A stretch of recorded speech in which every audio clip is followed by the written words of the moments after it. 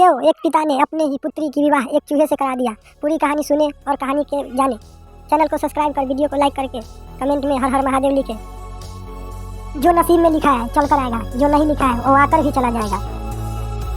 कहानी शुरू करते हैं। एक समय की बात है, किसी जंगल में एक सन्यासी रहते थे। वे सन्यासी वहीं पे अपने भगवान के पूजा पाठ करते और सब तपस्या में विलीन रहते थे। वे आसपास के जंगलों में भी घूमा करते थे वहाँ के हालचाल देखने के लिए। एक दिन की बात है, तपस्वी अपने तपस्या में लीन बैठे हुए थे। तभी अचानक से एक चूहिया को बिल्ली पकड़ने के लिए उसका पीछा कर रही थी और बहुत तेज़ी से भाग रही थी।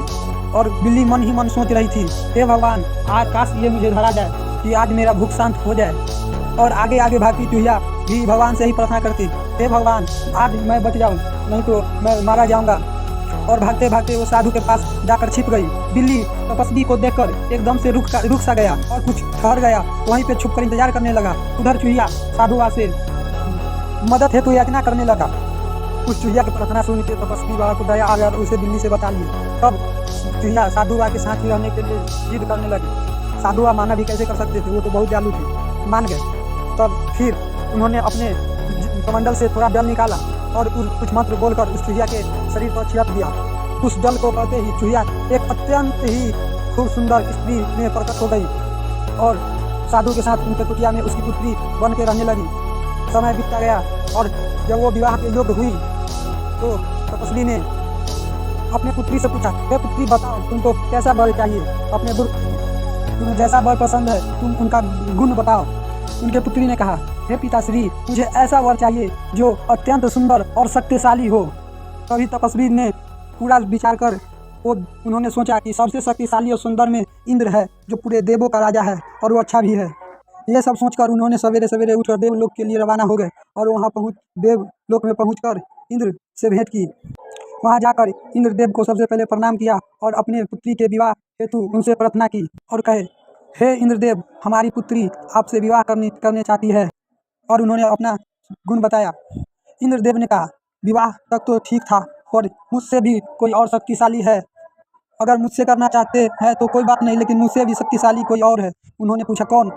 इंद्रदेव बोले, सूर्यदेव है, जो दुनिया में सबसे शक्तिशाली है। उन्हीं से दिन होती है, उन्हीं से रात होती है, उन्हीं पे पूरा पृथ्वी है, उन्हीं पे सृष्टि चलती है। और उन्होंने तपस्वी को विदा कर दिया। वहाँ से विदा लेकर तपस्वी अपने कुटिया लौट आए और फिर सुबह सवेरे उठकर सूर्यदेव से मिलने के आशा में वहाँ से रवाना हुए। और सूर्यदेव के पास जाकर उन्होंने अपने पुत्री के विवाह हेतु याचना की। कहे बोले, हे प्रभु, आप सृष्टि में सबसे बलशाली है, इसलिए मैं अपनी पुत्री से आपसे विवाह करवाना चाहता हूँ। सूर्यदेव बोले, विवाह तक तो ठीक है, क्योंकि वो भी तपस्वी के बात को मानना नहीं करना चाहते थे। इसलिए उन्होंने कहा, पूरी सृष्टि में मैं थोड़े बलवान हूँ, मुझसे भी कोई एक बलवान है जो थोड़ी देर के लिए मुझ पर भी ग्रहण लगा देता है। तपस्वी ने पूछा, वो कौन है प्रभु जो आप पर भी ग्रहण लगा देता है? आपसे भी कोई शक्तिशाली है क्या दुनिया में? सूर्यदेव बोले, हाँ। वो कौन है?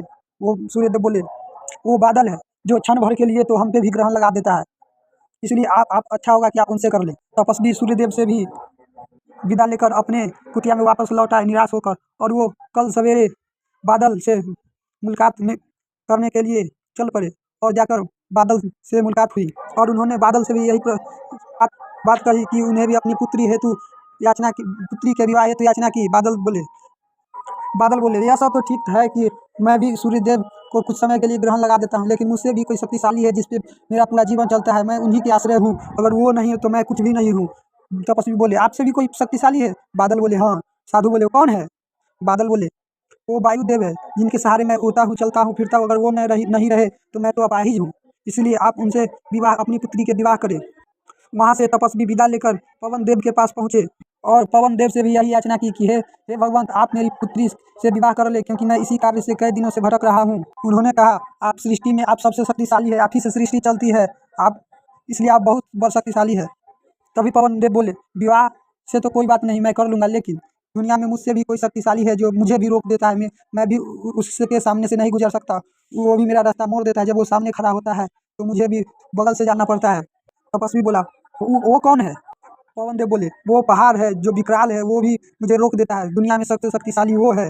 तभी तपस्वी पहाड़ के सामने पर्वत देव के पास जा पहुँचे और उनसे भी अपनी पुत्री से विवाह हेतु याचना की, पर उन्होंने भी इनकार कर दिया कि मैं भी शक्तिशाली नहीं हूँ। यहाँ तक तो ठीक है कि मैं भी पवन देव का रास्ता रोक लेता हूँ, लेकिन मुझसे भी कोई शक्तिशाली और है जो मुझे भी खोखला अंदर ही अंदर खोखला कर देता है। उन्होंने सोचा वो कौन है जो आपको भी खोखला कर देता है। तभी पहाड़ ने बोला वो चूहा है।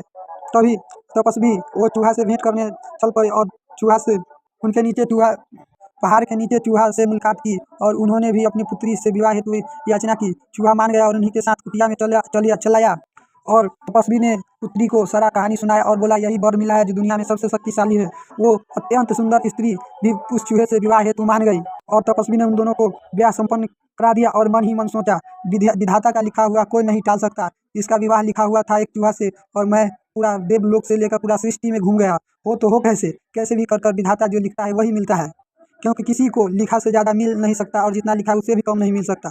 ये सोचते हुए साधु ने अपने कमंडल से कुछ जल निकाला और उस स्त्री को फिर से एक चूहिया बना दिया और उन्हें अपने घर में आश्रय दे दिया। अब वो दोनों खुशी खुशी सब उसी में रहने लगे। इस कहानी से यह समझ में आया कि जो लिखा होता है वही होता है, क्योंकि उस चूहिया को तो उस चूहे से विवाह लिखा हुआ था। वो बाद में साधु उसे स्त्री बना दिए थे, इसी कारण वो एक शक्तिशाली वर के तलाश में थी और उन्हें पसंद तो एक चूहा ही आया, क्योंकि उनका विवाह तो उसी से लिखा हुआ था। धन्यवाद। अगर कहानी आपको अच्छी लगी तो चैनल को सब्सक्राइब कर कमेंट में हर हर महादेव लिखें।